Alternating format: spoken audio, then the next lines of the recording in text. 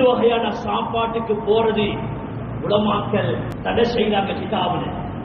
ஒன்று மேலான பெரியார்களே சகோதரர்களே, 100% விளங்குது கல்யாணம் சீதனத்தால தான். அந்த திருமணத்துக்கு போறது இஸ்லாம் அது அனுமதிக்கல. அந்த சாப்பாட்டை தின்றதுக்கு இஸ்லாம் அனுமதிக்கல. ஒரு மஸ்ஜிதிலே இமாம் சொல்லிட்டாரு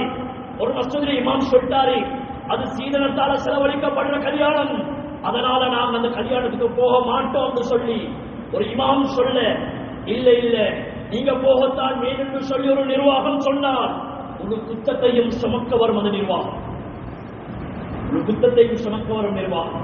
இரண்டாவது மேலான சகோதரர்களே, சடங்கு வீட்டு சாப்பாடுடா உள்ள குமராகினா சில ஊர்கள்ல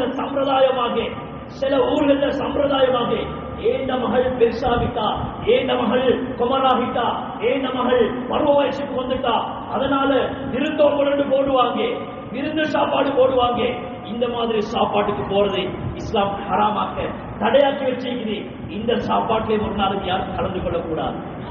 அன்பான மேலான பெரியார்களே சகோதரர்களே, சொந்த வாப்பாக்கு மறைக்கப்பட வேண்டிய விஷயம், தன்னுடைய மகள் குமராகினால் பருவ வயசை எத்தினால் கணவனுக்கு விளங்கக்கூடாது, வாப்பாக்கு விளங்கக்கூடாது.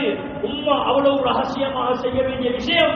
அன்பான சகோதரர்களே, சாப்பாடு என்ற பேர்ல, குமர சடங்கு என்ற பேர்ல, குமருக்கு வந்த குமராகிட்டா என்ற பேர்ல, பருவ வயசு வந்த என்ற பேர்ல இன்னைக்கு முழு ஊர்களையும் கூப்பிட்டு, முழு ஊர் மக்களையும் கூப்பிட்டு யாசின் ஓதி சாப்பாடு கொடுக்குறாங்க. சுபஹானல்லாஹ், இது கேடு கெட்ட கேவலமான ஒரு சாப்பாடு. இதுல எந்த ஒரு பெண்ணுமோ ஆணுமோ கலந்து கொள்ள கூடாது. தெரியாம கலந்திருந்தா அல்லாஹ் மன்னிப்பான் சகோதரர்களே. இதுக்கு பிறகு அப்படி ஒரு சந்தர்ப்பத்தை கூப்பிட்டால் நானும் நீங்கள் சொல்ல வேண்டிய ஒரு வார்த்தை, அன்பான சகோதரர்களே, இந்த அசிங்கமான சாப்பாட்டுக்கு நாங்க வர மாட்டோம்.